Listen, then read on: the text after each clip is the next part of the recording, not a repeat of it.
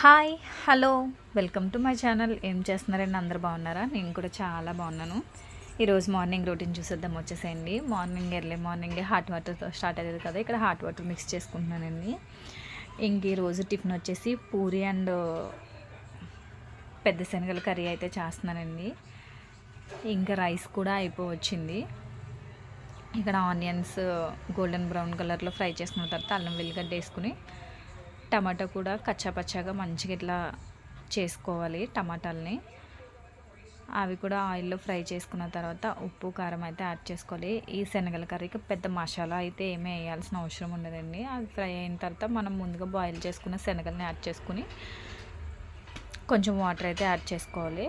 Finally కొంచెం కస్తూరి methi and dhaniya powder వేసుకుంటే సరిపోతుంది కర్రీ అయితే.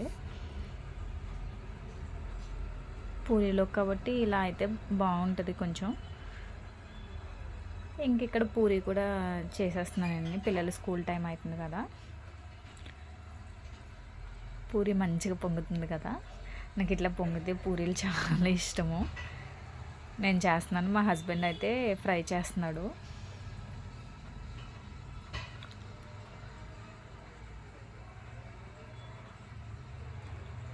ఇంకా పూరీ కూడా అయిపోయిందండి.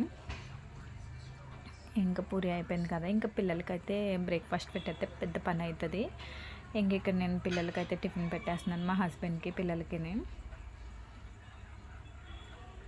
ఇది మండే రోజు తీసిన వీడియో అండి. ఇంకా ఆ రోజు మండే కదా, మధ్యాహ్నం లంచ్లోకి పప్పు గోంగూర అయితే చేసుకున్నాను. ఇక్కడ పోపు అయితే పెట్టుకుంటున్నానండి పప్పులోకి.